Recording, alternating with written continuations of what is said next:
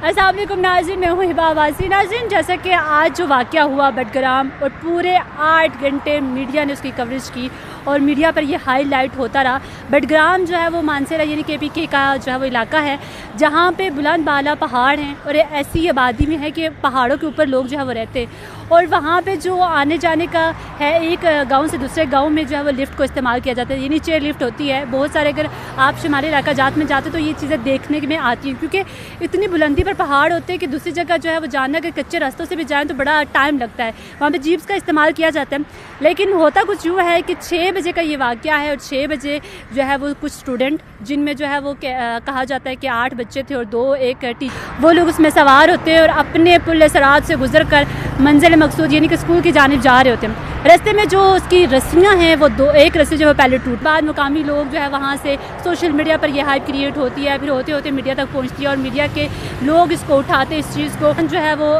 یہ chair lift تھی جس کی رسی ٹوٹی تھی، پہلے جب یہ لفٹ وہاں پہ پھنس جاتی ہے، اس کے بعد جو ہے وہاں پہ ظاہر جو بچے ہیں ان کے پاس کھانے پینے کے لیے چیزیں بھی نہیں ہوتی، اور بلندی اتنی ہوتی ہے کہ آپ کا جو ہے وہ ہوا کی وجہ سے بھی جو ہے نا وہ بار بار شیک کر رہی تھی جو چیئر لفٹ تھی۔ اور پھر وہ گورنر جو ہے وہاں خط لکھتے ہیں ہیلی کاپٹر منگوانے کے لیے، کیونکہ وہاں پہ کوئی بھی ریسکیو کا جو عملہ ہے وہ ظاہر ناکام ہو جاتا ہے، اتنی بلندی پہ آپ جو ہے وہاں پہ ریسکیو نہیں کر سکتے، اور پاکستان کے پاس ایسی صلاحیت بھی موجود نہیں ہے کہ آپ اتنی بلندی پر جو ہے وہ کس طرح سے ریسکیو کریں، اور ساتھ میں بچے ہیں، بچوں کی عمریں بھی 10-15 سال جو ہے وہ تھی، اور جس کی وجہ سے 1-2 پیشنٹ بھی تھے، ایک بچہ تھا وہ بے ہوش بھی ہو چکا تھا۔ بڑی مشکل یہ سچویشن تھی، پورا 8-9 گھنٹے جو ہے میڈیا اس کے پیچھے جو ہے وہ لگا رہا کہ کسی طرح سے جو ہے وہ بچوں کو اس طرح سے جو ہے وہ نکالا جائے، اور آخر کار جو ہے وہ وہاں پہ ہیلی کاپٹر پہنچتا ہے، دستخط ہونے کے بعد خط آتا ہے، اس کے بعد ایک ہیلی کاپٹر جاتا ہے، پھر دوسرا۔ یہ آپریشن بڑا جو ہے وہ مشکل تھا، کیونکہ ذرا سا جو ہے ہوا میں اگر جیسے ہی وہ ہیلی کاپٹر نیچے آتا تو وہ شیک کرنا شروع کر دیتی، تو اس سے بڑا خطرہ تھا کہ اتنی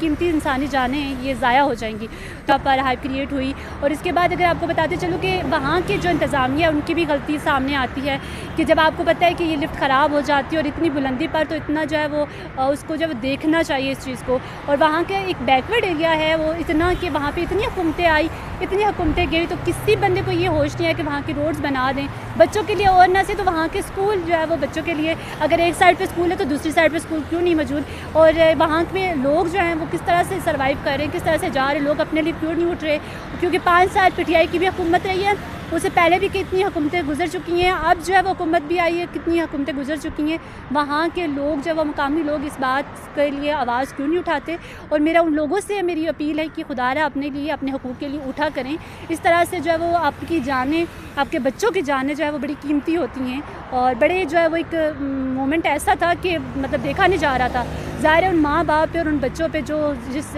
قلب سے گزر رہے تھے وہ وہی جانتے۔ تو یہاں پر یہی کہنا چاہوں گی کہ آپ